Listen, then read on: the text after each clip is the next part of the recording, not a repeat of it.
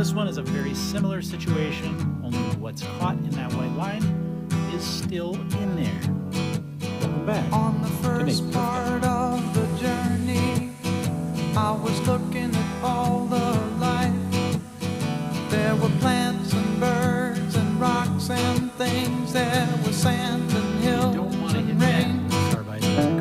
The first thing I met was a fly with a buzz and the sky with no clouds. The heat was hot and the ground was dry, but the air was full of sound. I've been through the desert on a horse with no name. It felt good to be out of the rain. In the desert, you can't remember your name, because there ain't no one for to give you no pain.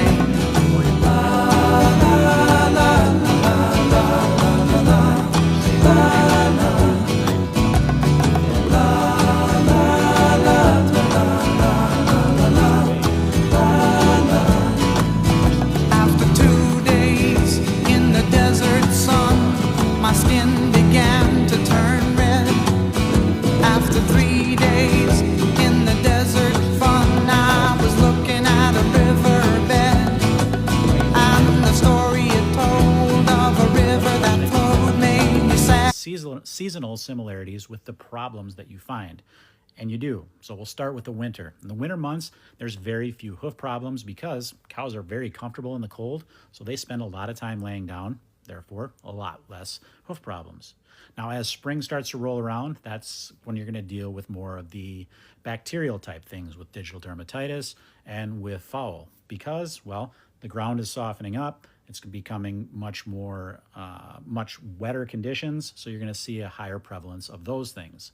Leading into summer, we're going to have more of those pressure-related problems that start to show up, with cows spending more time on their feet to mitigate the hot temperatures. So then we're going to start to see those white line issues, and we're going to that's where we see a lot of those, what we'll say, juicier trims, right, where there's fluid involved. As we move into the fall and back into the winter, then we're going to see things like this, where we have remnants of some of those things that may have happened in the summer months that we just have to clean up and get back to their normal state. There's a little bit of loose wall horn up above here, so I'm going to take that away. If it wasn't loose, I would not remove it, but it is. Could trap debris, so we're going to take that away. Then we'll get this foot wrapped up.